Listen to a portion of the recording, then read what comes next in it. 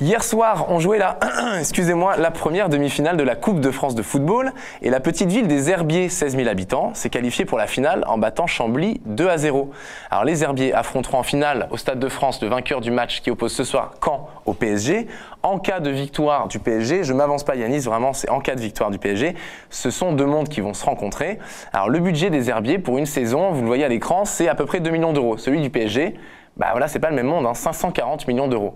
Alors, les Qataris, c'est plus facile. Ok.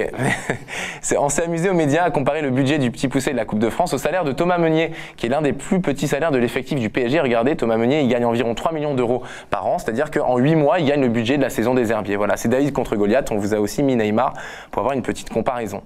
Alors les Herbiers, juste pour la petite histoire, c'est en Vendée, 16 000 habitants, comme je vous l'ai dit, et Rémi Kenzo Pagès, aujourd'hui, a eu au téléphone Madame la maire, Véronique Besse, qui va nous expliquer pourquoi le club de sa ville a de toute façon déjà gagné la compétition. On l'écoute.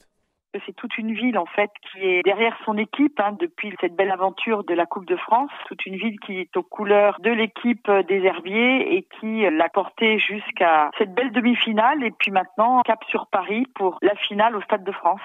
Ce sont deux univers qui n'ont rien à voir. C'est David contre Goliath, c'est le foot business contre le foot du cœur, le foot professionnel contre le foot amateur, ça n'a rien à voir.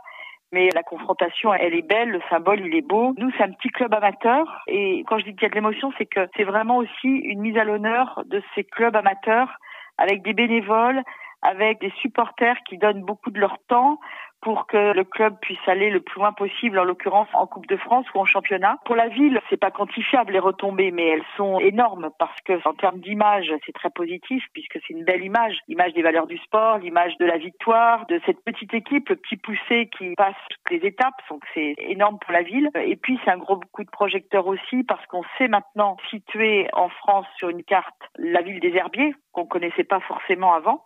Donc, vous savez, toutes les petites communes qui ont été en finale de la Coupe de France, on se souvient de leur nom.